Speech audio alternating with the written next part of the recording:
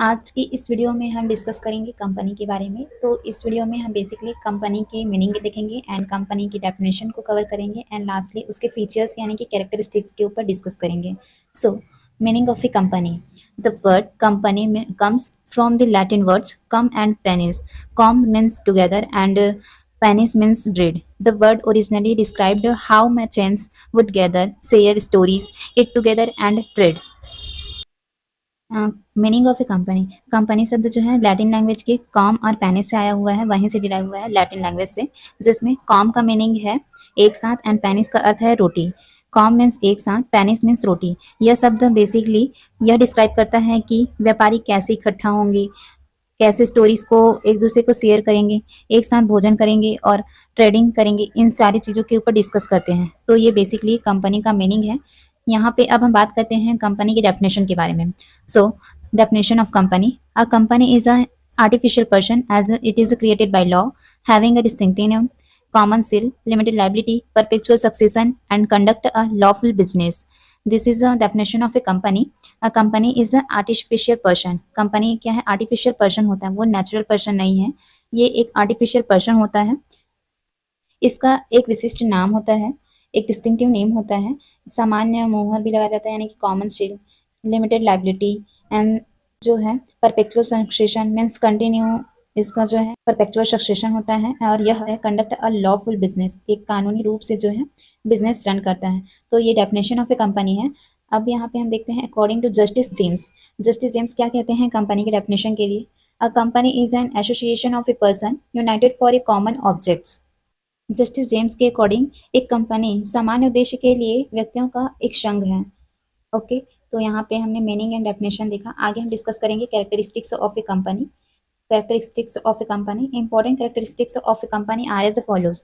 हम 5 पॉइंट्स पे डिस्कस करेंगे। फर्स्ट है perpetual succession, second separate entity, third limited liability and fourth artificial person and last common seal. इन पांचों point पे हम डिस्कस करेंगे कि क्या परपेचुअल सक्सेशन है, क्या सेपरेट एंटिटी होता है एंड सो ऑन। सो यहाँ पे हम फर्स्ट देखेंगे perpetual succession.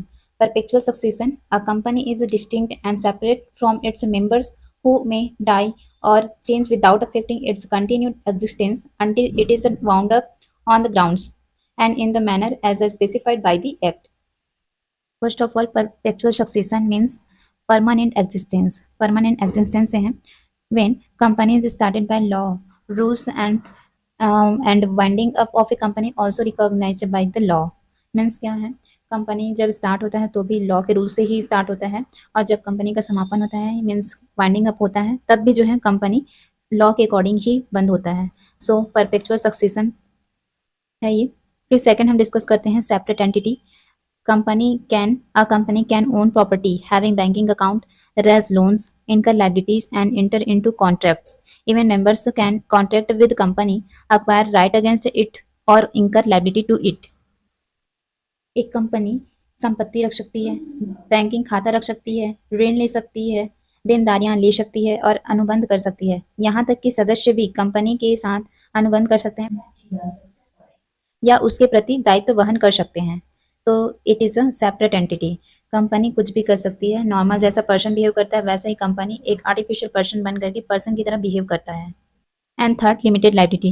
For the debts of a company, its creditors can sue it and not its members, whose liability is limited to the unpaid amount on share held by them or the guarantees provided by them to contribute on the winding up of the company depending on the type of a company. Company के ऋणों के लिए यानी कि company के loans के लिए उनके लेनदार उस पर जो है केस कर सकते हैं, न कि उसके सदस्यों पर, जिनकी देनदारी उनके द्वारा रखे गए शेयरों पर अवैतनिक राशि या उनके द्वारा योगदान करने के लिए प्रदान की गई गारंटी तक ही सीमित है। तो that is a limited liability. And fourth point artificial person. हमने पहले ही देखा आर्टिफिशियल पर्सन है हमारा कंपनी। सो यहाँ पे हम देखते हैं आर्टिफिशियल पर्सन के बारे में। As a company is an artificial person, it can act only through some human agency, members and directors. The directors are responsible for the management and the administration of the affairs of the company on all matters except those which can be authorized by the members at general meetings in accordance with the various provisions of the Companies Act 2013. However, they are not the agents of the members of the company. Artificial person means कृत्रिम व्यक्ति चूँकि company एक कृत्रिम व्यक्ति है, मतलब artificial person है, यह केवल कुछ मानव एजेंसी सदस्यों और निवेशकों के माध्यम से ही कार्य कर सकती है। निदेशक कंपनी अधिनियम 2013 के अकॉर्डिंग विभिन्न प्रावधानों के अनुसार सामान्य बैठकों में सदस्यों द्वारा अधिकृत या ऑथराइज किए जा सकने वाले मामलों को छोड़कर सभी मामलों पर कंपनी के मैनेजमेंट और एडमिनिस्ट्रेशन के लिए जिम्मेदार है, हालांकि वे एक एजेंट नहीं है कंपनी के सदस्यों के। सो कंपनी एक आर्टिफिशियल पर्सन की तरह बिहेव करता है। फिर फिफ्थ पॉइंट आता है common seal. Every company has a common seal which is affixed on document and contracts in order to authenticate its formal acts. प्रत्येक कंपनी की एक सामान्य मुहर होती है जिसको हम कॉमन सील कहते हैं, जो उसके औपचारिक कृत्यों को प्रमाणित करने के लिए दस्तावेजों यानी कि डॉक्यूमेंट्स, कॉन्ट्रैक्ट पर लगाई जाती है।